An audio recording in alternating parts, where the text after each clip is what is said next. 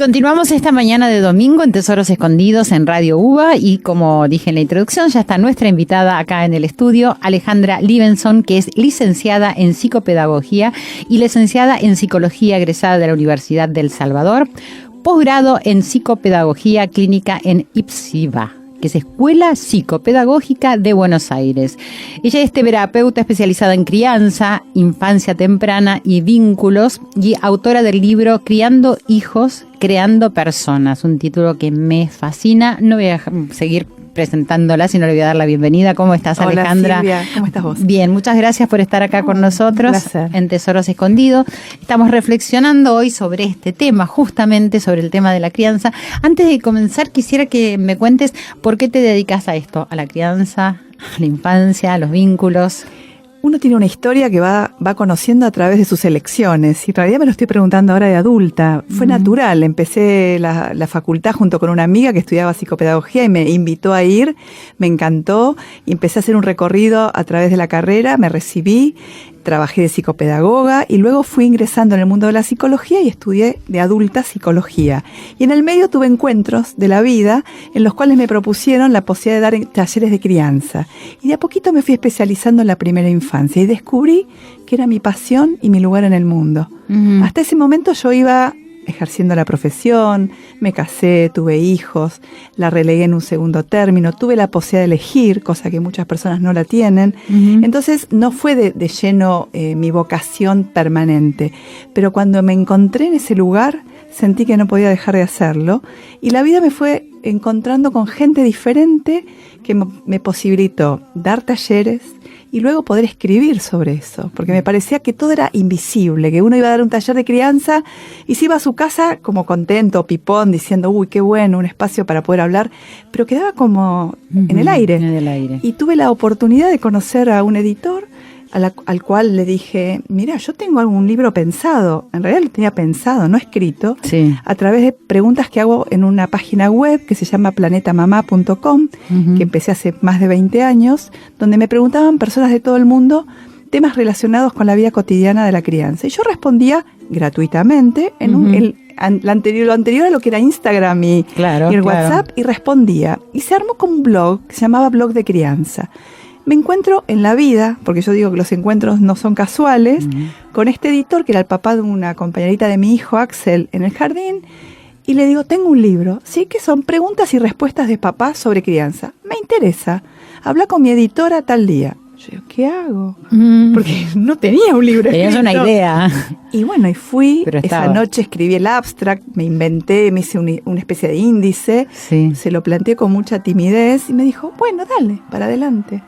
Y ahí, ¿estamos hablando de este libro? No, del anterior, que fue del 2003, que se llama Criando Hijos, Creando Personas. Eso me interesa mucho. Yo estudié el programa de educación en valores humanos para padres y para la familia, afuera, en el exterior, en la India. Y es decir, siempre hablamos de decir que la falta de consideración que cuando se cría y se educa, estamos formando personas, ¿no? Por eso me llama tanto la atención el título. Quería preguntarte, si bien entiendo que a veces la vida también nos va poniendo en el lugar que nos tiene que poner, de acuerdo a tu relato, ¿no? Más allá de lo que uno elige. ¿Qué es lo que crees que hoy en día les preocupa más que nada a los padres? Mira, estamos en un paradigma de la época que tiene que ver con la inteligencia y el éxito, que cuanto más rápido mejor. Y la preocupación de los papás es que cumplan las expectativas o las realidades que ellos como adultos tal vez no pudieron cumplir. Entonces hay niños que están como muy cargados de este mandato familiar, transgeneracional, de cubrir ciertos agujeros o baches o vacíos que en algún lugar de esa historia no se hicieron. Y eso es una herencia bastante pesada para un niño. Y son niños que son muy sobreadaptados, que por ahí funcionan, obedecen, pero que en algún punto hacen agua. Entonces, luego vienen a la consulta estos papás muy preocupados, porque yo me dedico a la primera infancia, diciendo, pero es un niño que aprendió rápido a caminar, que aprendió a hablar, y de golpe ahora no puede controlar esfínteres y no puede ser. Y tal vez cada niño elige un modo diferente de denunciar algo de esta presión familiar que siente, donde los papás ponen mucho la mirada, ya sea la alimentación, el sueño, el control de esfínteres, los celos, cómo atraviesan los cambios, las adaptaciones. Los papás claramente, según su propia historia, también tienen problemas con ciertos temas. Por ejemplo, a mí me preocupaba que mi hija, yo tengo 3 hijos. La primera va a cumplir 30, Tatiana, que ahora se enamoró de un francés y vive en Francia. Así la extraño mucho, pero es feliz, así que bueno, yo soy feliz. Y a mí me costó mucho soltar a esta primera hija. Entonces yo estaba muy pendiente de que coma. Y el pediatra me decía, va a ser flaca toda la vida, no le exijas que coma más de lo... Ella come lo que necesita comer. Y yo insistía con eso. Y cuando me puse a escribir Criando hijos, creando personas, entro en el capítulo de alimentación. Y digo, no puedo.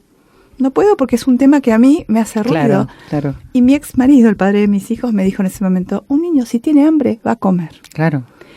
Qué obviedad, pero es así. Y yo la perseguía con la cuchara. Y en realidad, para que haya registro del hambre, registro del sueño, tiene que haber un vacío, un deseo. Una necesidad. Una necesidad. Y yo llenaba esa necesidad antes de que me lo pida. ¿Y crees que hoy en día también sucede eso, quizás más que lo que hacíamos nosotras en nuestra época? Sí. Porque también con el cambio de paradigma familiar que hay muchos cambios, ¿no? Y también la educación y la crianza, sobre todo, que es a lo que vos te dedicas, tiene que modificar algunas cosas. Por eso te preguntaba qué es lo que más miedo tienen los padres. O sea, ¿de qué es el miedo? ¿De no cubrir lo que ellos no pudieron hacer solamente? ¿O decir que sean exitosos, que lleguen a algún lugar que tampoco sabe nadie muy bien cuál es, pero que lleguen y que sean los mejores todo el tiempo en todas las actividades que hacen? ¿Algo de eso hay? Yo creo que es un poco de todo, pero lo más importante que un padre siente es que si no le da todo lo que el niño pide, lo va a dejar de querer. Y tal vez incluso cuando un niño no cubre esas expectativas, en vez de focalizar en aquello que no hace, el niño siente que es un mal hijo y no que esto que está haciendo no le está saliendo bien. Claro. Entonces aparece el juicio de valor, la etiqueta, el rótulo. Entonces está el niño inteligente, el desordenado, el hiperactivo, cuando en realidad son condiciones y características que se pueden modificar, pero quedan como estigmatizados, ¿no? Justamente por la expectativa del papá o la mamá que dice, este chico es caprichoso. No, esto lo está poniendo caprichoso porque no lo puede lograr. Esto, en el aquí y ahora, en el tiempo presente, una conducta puntual. En cambio, los papás tendemos a generalizar. Entonces, o es muy inteligente o es muy distraído. ¿Y el niño qué siente? Que no lo quieren. Porque si no es exactamente el espejo de lo que los padres esperan, siente que su nivel de amor baja, y más aún si tiene hermanos, ¿no? Claro. Porque aparecen las comparaciones, mira cómo resultaste, tu hermano al final pudo y vos no.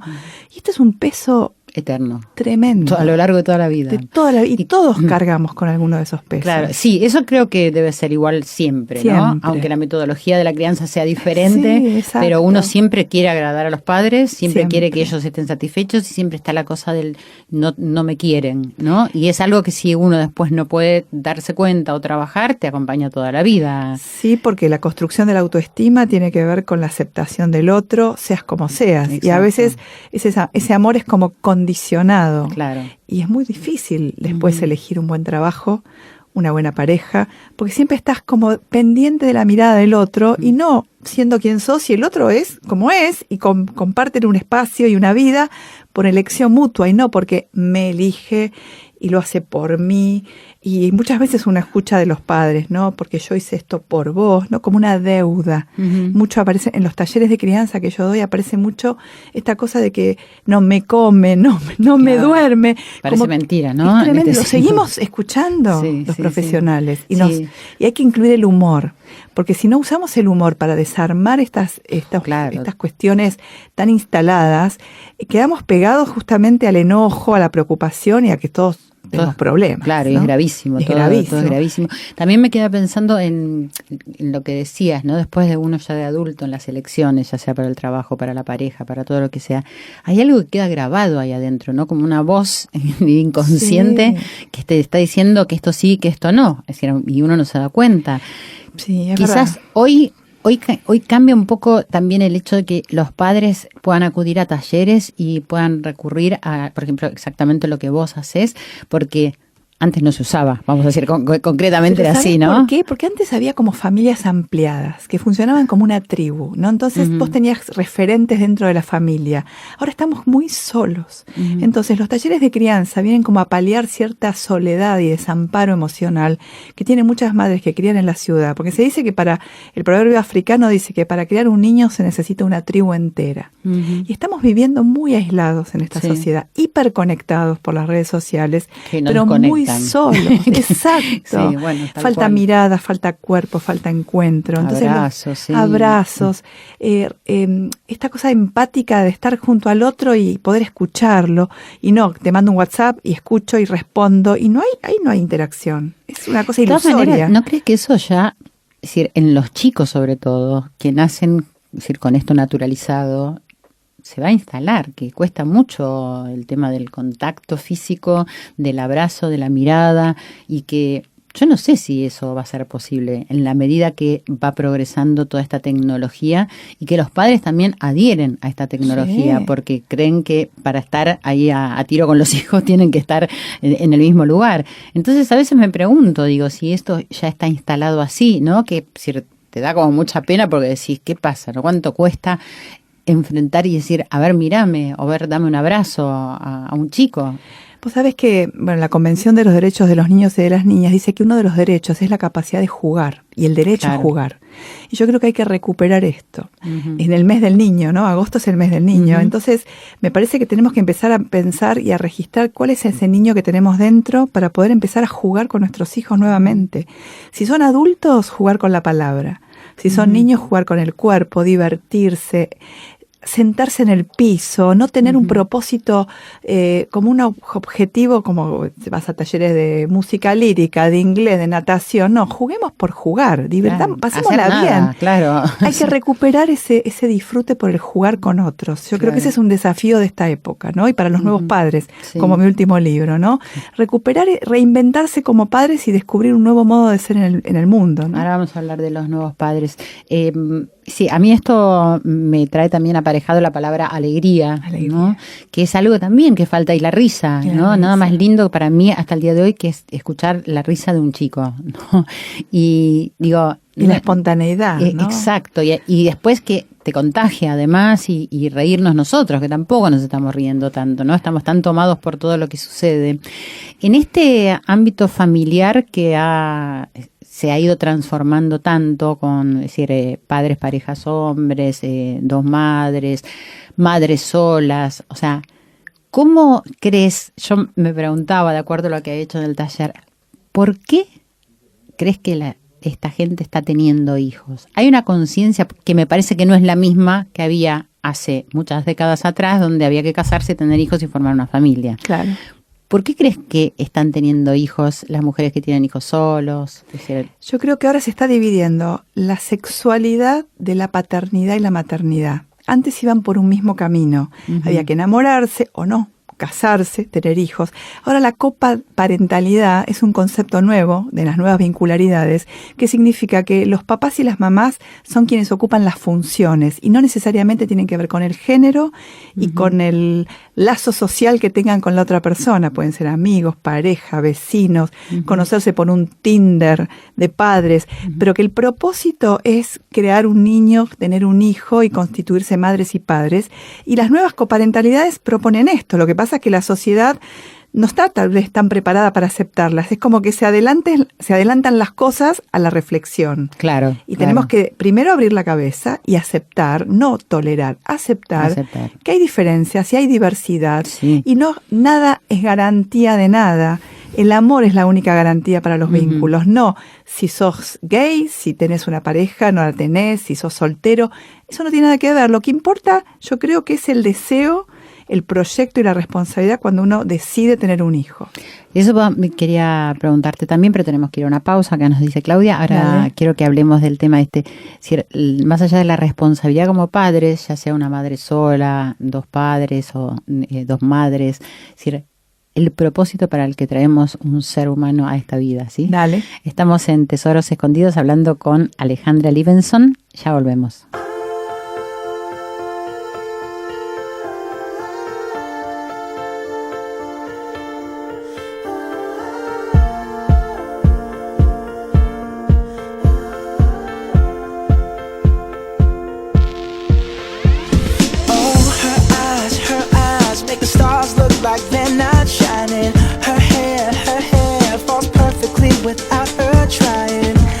so beautiful, and I tell her every day. Yeah, I know, when I compliment her, she won't believe me. And it's so sad to think that she don't see what I see. But every time she asks me, do I look okay, I say, when I see your face, there's not a thing that I would change, 'cause you're amazing, just the way you are. And when you smile, the whole world stops and stares for a while, 'cause girl, you're amazing, just the way you are. Yeah. Her lips, I could kiss them all day if she'd let me. Her laugh, she hates but I think it's so sexy. She's so beautiful, and I tell her every day. Oh, you know, I never ask you to change. If perfect's what you're searching for, then just stay the same. So don't even bother asking if you look okay. You know I'll say, when I see your face, there's not a thing that I would change, 'cause you're amazing, just the way you are. And when you smile, the whole world stops and stares for a while, 'cause girl, you're amazing, just the way you are. The way you are, the way you are. Girl, you're amazing, just the way you are. When I see your face, there's not a thing that I would change, 'cause you're amazing, just the way you are. And when you smile, the whole world stops and stares for a while, 'cause girl, you're amazing, just the way you are. Yeah.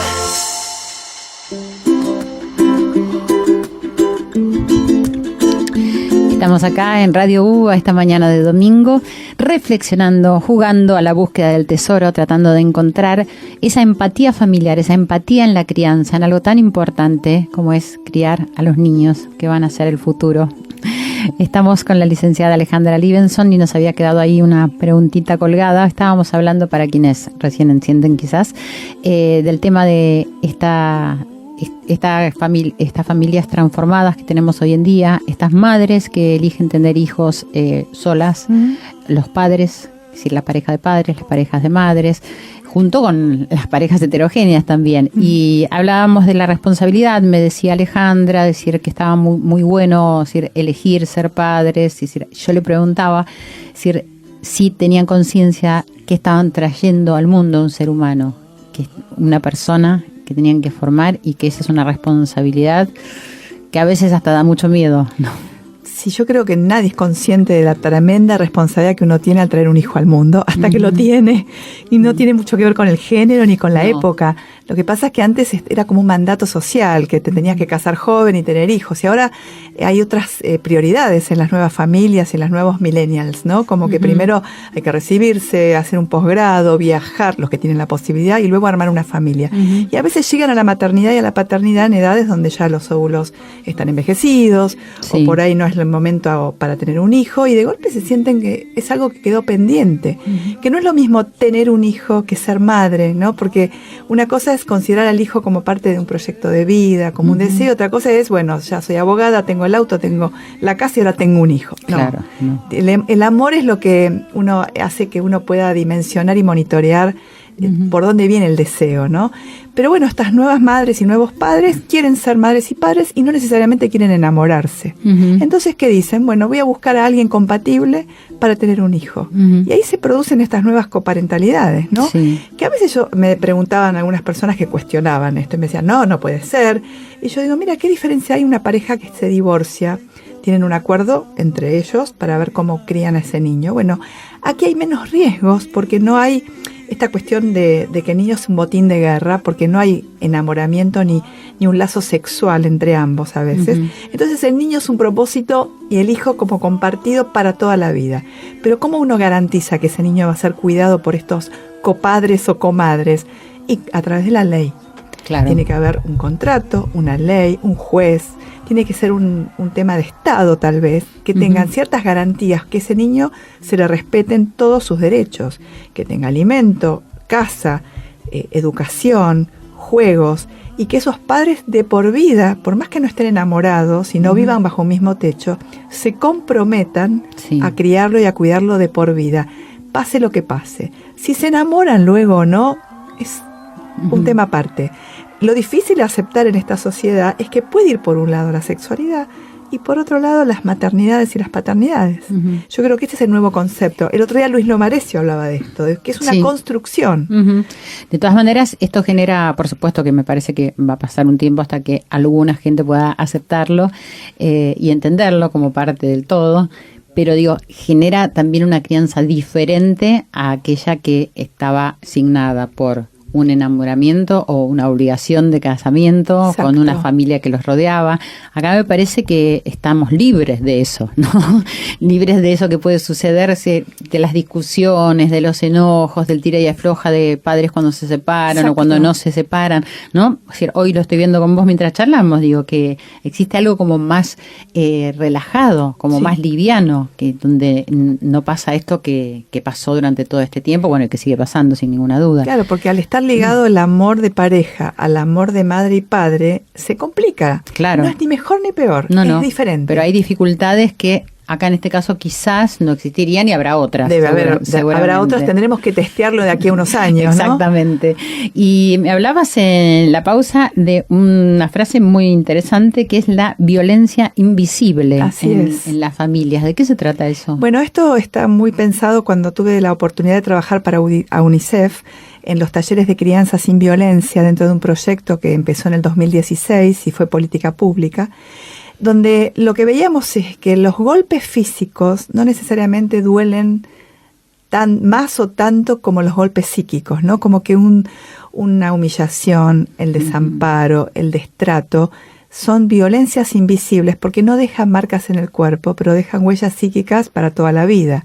Y yo le puse ese nombre, ¿no? Porque son invisibles a los ojos, pero es un trauma que queda inscripto dentro del ser humano, del niño. Y esas violencias invisibles justamente hay que visibilizarlas. ¿Cómo? Hablando. La palabra es el vehículo por excelencia que nos permite ser seres de la cultura, que estamos atravesados por la cultura y por el lenguaje, donde tenemos que empezar a mediar las palabras entre el impulso y la acción. Y esas violencias invisibles aparecen cuando hay algo de la inmediatez, ¿no? De que no hay, ¿viste? Cuando dice no tiene filtro. Sí, bueno, justamente esa parte intermedia entre lo que siento, pienso y hago, hace que podamos hacer prevención. Y las violencias invisibles aparecen cuando fallamos en este espacio intermedio. ¿Cómo sería una violencia invisible en los niños? Así, o sea, estamos hablando de lo psicológico y que duele, no sé, el alma. No sé si el alma sufre dolor, pero o el corazón. Bueno, por ejemplo, hablar mal del niño en presencia del niño. Eso es una violencia invisible. Es decir, ¿ves lo que discutir en la pareja de padre frente al niño, descalificando al niño o descalificándose entre ellos, entre la pareja? Entonces el niño ahí se siente totalmente desprotegido, porque si estos que son grandes no saben qué hacer conmigo, menos yo. Eso es una violencia invisible. Que tal vez el efecto no se ve inmediatamente, se va viendo a largo plazo, así como la apuesta de la prevención es a largo plazo, porque uno, es como yo te digo, nace un bebé y uno dice, pero no habla, entonces no entiende, entonces no le voy a hablar hasta que no hable. No, uno le habla igual, garantizándose en su imaginario que en algún momento me va a contestar, va a entender. Bueno, esto es lo mismo. Uno tiene... Igual percibe el tono en que uno le habla, percibe muchísimas cosas ya desde que los tenemos en el vientre, ¿no? Las mujeres. Exacto, pero hay veces que hay personas que suponen que porque un niño es pequeño no entiende. Ajá. Y esa es una violencia invisible. Suponer que el niño no es una persona y que no entiende. Claro, suposiciones, entonces, ¿no? puedo hacer lo que quiero delante del niño, total, es un nene. Claro. Eso es desvalorizar. Tal cual. Eso es una violencia invisible. Y esa secuela que queda sin lugar a duda en un niño ya ponele adolescente o puber, ¿en qué se lo ve cuando es un adulto? Mira, hay tantas posibilidades como personas. Yo creo que es caso por caso, pero son personas tal vez que en sus elecciones buscan vínculos donde no son bien tratados o tal vez hacen activo algo que vivieron pasivamente. Son personas que se relacionan desde la agresividad, desde el poder, desde el abuso, desde el maltrato. Y uno dice, ¿pero dónde está el origen de todo esto? Y uno tiene que ir a los primeros años de vida. ¿No? Siempre porque ahí se hacen las primeras matrices de aprendizaje vincular, porque el aprendizaje es vincular. Total. Yo me vinculo con el otro y aprendo junto a otro, no aprendo solo. Y los niños, por más que no interactúen activamente, ven, observan, y la gente que tienen alrededor, que cumplen las funciones maternas y paternas, son espejos y operan más en su psiquismo por lo que hacen que por lo que dicen. Entonces te dan el discurso de porque esto, que yo deberías hacer tal cosa, y en la acción hacen algo totalmente distinto. Y esa contradicción hace mella. Claro. Y luego, ¿dónde se dispara todo eso? Y tal vez a través de las adicciones, por ejemplo, como una vía de escape a todo aquello que recibieron pasivamente y que tiene que explotar por algún lado, ¿no? ¿Y estas violencias invisibles están en todos los estratos sociales? Sí. Sí, yo creo que no son privativas de ninguna clase social, nos atraviesan a todos, me incluyo. Lo que pasa es que no hay un registro. Claro. Es como que uno, si no, por eso los talleres de crianza o la posibilidad del encuentro, porque si uno no tiene con quién espejarse y con quién hablar de esto, se hace invisible. Claro. Porque no hay nadie que te esté diciendo, no, mira, por ahí lo que le dijiste está bueno, pero se lo dijiste de una manera que tal vez lo puede interpretar mal. No probaste de decírselo así. Claro. Y por ahí un par te puede dar una idea, una recomendación, una sugerencia, y vos no vivirlo como que te están bajando línea o alguien te está, desde la teoría, un psicólogo te dice, no, si es un par tuyo que le está pasando algo parecido, y le sirve. ¿Y son dóciles los padres para acudir a talleres de padres? No. Claro, porque yo lo experimenté hace muchos años que no lo eran. No, yo me acuerdo que una vez me contrataron en un jardín de infantes top para dar un taller sobre límites, y la directora estaba feliz, vas a ver que va a venir fulanito, que tiene... Todos los que tenían problemas con los límites no fueron. Claro. Vinieron, se esperaban 50 personas, vinieron 4. Tuvimos que levantar el taller. Sí. Yo dije, no, hagámoslo igual, charlemos un ratito. Y charlamos con estos papás que no tenían problemas. Claro. Pero aquellos que se esperaba que vinieran, evidentemente la convocatoria fracasó. Entonces, pero quizás también, te lo preguntaba por esto, hay como una dificultad de los padres para reconocer y para querer mirarse en estas falencias. Y a todos nos cuesta reconocer nuestros propios errores. Tenemos la realidad nos está demostrando que nos cuesta aceptar la frustración, la capacidad de espera, la demora de nuestros deseos y nuestros impulsos. Es un problema de los adultos en primera instancia. Sí, total. Y esta no tolerancia propia, el descontrol propio del adulto hace que también nos descontrolemos con los niños. Sí, pero pareciera como que este rol de padres genera como un empoderamiento, ¿no? Pues porque como que se sienten dueños algunos padres de esas personas que han traído al mundo, y eso quizás hace como que puedan ver menos, que puedan verse menos en ese rol, ¿no? Cuando siento que es muy difícil porque nadie estudia, no hay una universidad para ser padres, ¿no? Entonces aprendemos mientras vamos siéndolo. Pero está bueno lo que vos decís, porque en esa frase vos estás diciendo que el niño es como un objeto del padre. Se cosifica. Entonces yo lo manipulo, lo manejo, lo dirijo, pero no lo respeto. Claro. Entonces, poder correr al papá de este lugar de ser el poder, ¿no? Y tener el poder a representar un lugar para ese niño, es todo un trabajo. Lo mismo que los límites. Los límites no se ponen, se transmiten. Claro. Un límite tiene más que ver con la contención, con la anticipación de lo que se espera de él, con la protección, con un dique, y no con el castigo, la penitencia, el maltrato, ¿no? El lastimar a un niño, el castigo. Y muchas veces si uno funciona desde ese lugar, el niño pasa a ser como un perrito adiestrado. Claro. Hace las cosas bien por temor a perder ese amor que hablábamos antes, pero no comprende. Sí, pero controvertido, porque pensaba que al mismo tiempo hoy en día está esto de que el niño lo tenemos como en un altar, como yo decía en la introducción, y que es el centro, ¿no? Como que hay que proporcionarle todo, que hay que darle todo, que hay que satisfacerlo, cosa que antes no sucedía. Entonces hay como dos lados de la balanza. Pero es lo mismo, desconsiderarlo como persona y creer que es su majestad el bebé lo deja solo y desamparado a un niño, porque ahí se pierde la asimetría necesaria para la relación de un padre y una madre con un niño, claro, que es que necesitan un adulto que responda por ellos para poder vivir su infancia. Claro. Cuando se ponen en una paridad, se terminan peleando, discutiendo y tratándose como si fueran amigos. Exacto. Y ahí estamos en problemas. Sí, grandes problemas. Bueno, quería que hablemos un poco de tu nuevo libro, que es Los Nuevos Padres. Vamos a ver cómo se diferencian de los padres que teníamos en antaño. Vamos a ir a una pausa y ya volvemos. Estamos con la licenciada Alejandra Livenson.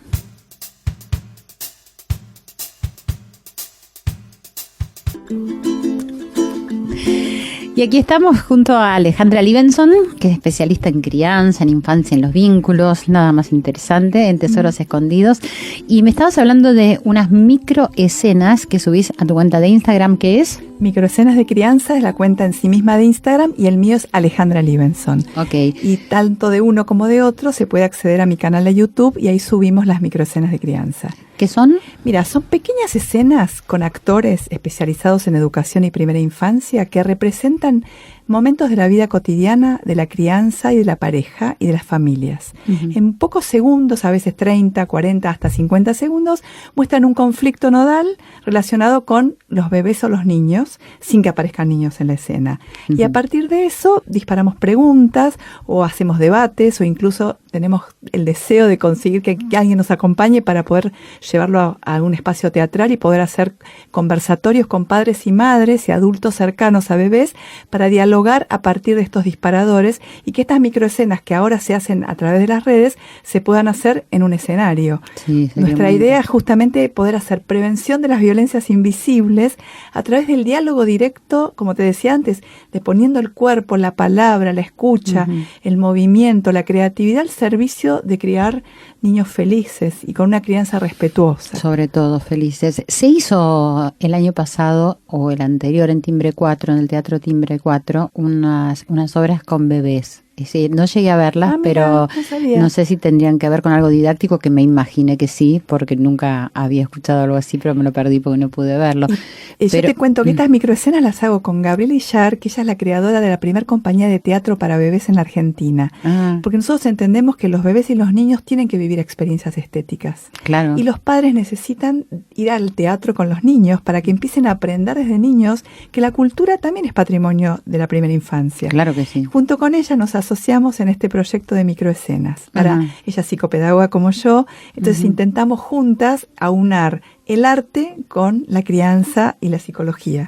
Y estamos felices, pero bueno, hay que remarla, ¿no? Porque sí, pero estando en las redes me parece que va a funcionar porque es donde más está todo el mundo encanta y quedan metido. Como se sienten como espejados muchos. Ay, a mí me pasa lo mismo, no lo puedo manejar. De hecho, yo tengo la suerte de tener la posibilidad de estar en un programa de radio que se llama Mamás Felices y que a veces hablamos de estos temas en mi segmento, se llama Somos Familia, ¿no?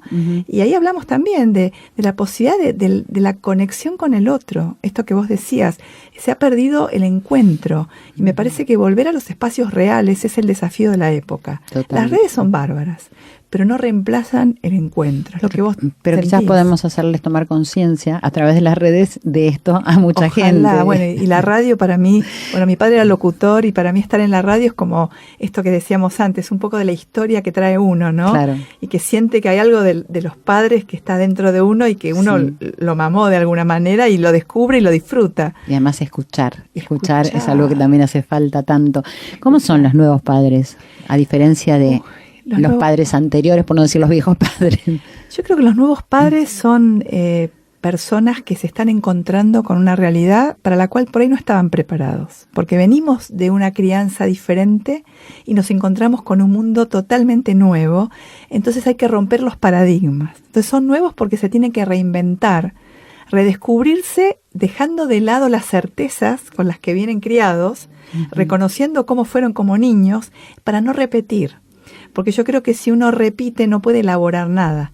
No. Entonces los nuevos padres... Vaya consigna, no repetir. No repetir, pero ¿sabes? Como para no repetir hay que poder, esto que hablábamos durante todo el programa como un eje transversal, es poder nombrar las cosas. Porque si uno no las hace visibles, las repite. Claro. Porque es como un pensamiento automático. Uno tiende a ir a lo que ya sabe, lo que conoce. Claro. Si hay alguien que te dice, no, pero ¿esto de dónde lo sacaste? Ah, no, esto me lo decía mi mamá. Bueno, eso lo decía tu mamá, pero ¿vos qué pensás sobre lo que decía tu mamá? No dejarlo pasar. No por dejarlo alto, pasar. ¿no? Decir, bueno, sí, lo tengo porque lo decía mi mamá. No o cuántas veces uno dice, uy, me estoy pareciendo a mi mamá con algo que digo o que hago. Lo cual a veces puede ser bueno o a veces no. Entonces, lo interesante es poder mirarnos. Y rescatar algunos aspectos de esa historia, claro, pero elegidos. Exacto. No que se te impongan como que internamente y uno diga, ¿y qué soy yo? Uy, soy igual a mi madre o a mi padre. ¿En qué? ¿Me gusta eso que tengo de mi madre o mi padre o no? Poder cuestionarse, correrse de la certeza, sí, y empezar a pensar desde la intuición, desde el sentido común, correrse de la cuestión de la receta y empezar a dudar, pero desde un lugar creativo, ¿no? Dudo de todo o la tengo clarísima, ¿no? Esto que decís de la receta es importantísimo, y no solo en el tema de los padres. Me parece que es importantísimo en el mundo actual en el que vivimos, donde nos están dando soslayadamente recetas para todo, y yo siempre digo, así como buceamos dentro nuestro para encontrar estos valores que nos van a determinar quiénes somos, qué nos está pasando, si fueron nuestros padres, si queremos hacer esto, si queremos hacer aquello, eso es muy importante para todos los seres, ¿no? Es decir, no tener más recetas, más que la del amor, ¿no? Okay. La del amor sí me parece que esa es fundamental, pero después preguntarnos y ser más allá del sistema. Porque la receta cierra. Es como la certeza, es como que te cierra el pecho, te cierra el alma. Porque cuando uno está metido dentro de un frasco de la certeza, no tiene la posibilidad del diálogo. Claro. La tengo clarísima y a mí no me vengas con lo que... ¿Qué me vas a venir a decir a mí? Claro. ¿Y cómo podemos hacer para abrirles el cerebro a los seres humanos y a los padres? Porque no es tan fácil que se presten a esta escucha. Primero, correrse uno como profesional de ese lugar de certeza y entender que uno es un mediador. Uno no es el que tiene el saber, uno simplemente lo pone a jugar y lo coordina y lo administra como para que pueda circular. Que el saber no le pertenece a nadie, y si le pertenece a alguien, le pertenece a los propios padres, que son los que nos dan la materia prima, los profesionales, para poder devolverles desde nuestra especialidad alguna respuesta un poquito más acabada, pero no es que nosotros tenemos el saber. De alguna forma los papás lo que quieren descubrir es que están en el buen camino, no quieren escuchar que los critiquemos, y no es nuestra función. No, para nada. Los talleres tienen más que ver con eso, con poner en palabras para poder ir viendo por dónde estamos yendo y qué cosas me hacen ruido. Porque cuando algo te hace ruido, lo más importante es que la intuición esté por delante del pensamiento o de lo que opina el otro. Si yo siento que algo no está bien, profundizo por siempre ahí. La intuición tiene que estar por delante de todo. Porque si la perdés, te perdés. Exactamente. Y si bien vos la última pregunta, porque ya se nos está yendo el tiempo, te dedicas a la primera infancia. Sí. Una pregunta que me hago siempre y que le hago a quien puedo, a quien tengo la oportunidad. ¿Qué pasa con esos niños puber, como te dije antes, y quienes entran en la adolescencia, que están signados por estas conductas y comportamientos de padres que tienen peleas, que quieren sobreexigir los que han querido y que están marcados de alguna manera? ¿Qué posibilidades hay de mover eso de un niño que ya tiene 14, 15 años o uno que tiene 10, 12? Todas las posibilidades están siempre.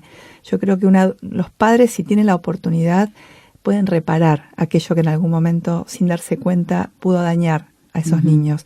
Si no se dan cuenta, hay figuras alternativas, no siempre solo están los padres cerca. Hay abuelos, tíos, escuelas, espacios de juego, espacios deportivos, donde siempre hay algún referente con quien ese niño puede confiar y sentirse seguro. Entonces, la reparación no siempre proviene de quien te provocó el daño. La reparación es la vida, donde uno se descubre haciendo cosas o con personas que lo tratan bien y dice, pero entonces si me está tratando bien es porque yo soy merecedor de ese amor. La comunicación, entonces, el abrazo, lo que decíamos esto antes. Que decías antes. La reparación yo creo que es el baluarte para la salud psíquica de cualquier persona. Sin duda. ¿No? Y poder pedir perdón, y pedir perdón es un signo de adultez, de buena salud. Total. No te hace menos. Yo creo que te supera a vos y le hace bien al otro, ¿no? Te suma, pedir perdón y agradecer, las dos cosas. Totalmente. Bueno, muchísimas gracias. Entonces, el libro es Los Nuevos Padres, de Alejandra Libenson, y las redes sociales tuyas, repetinos. El Instagram es @AlejandraLibenson,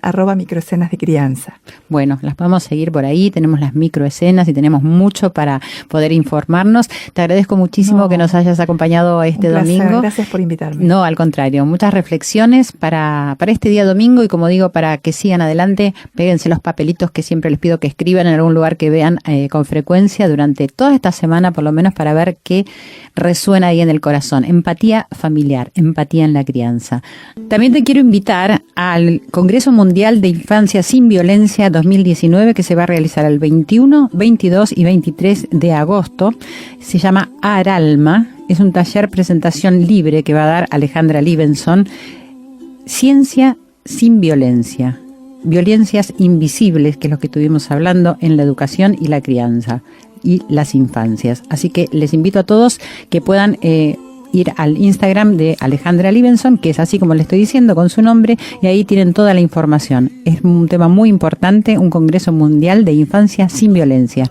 Nos volvemos a encontrar cuando me escuches, Tesoros Escondidos.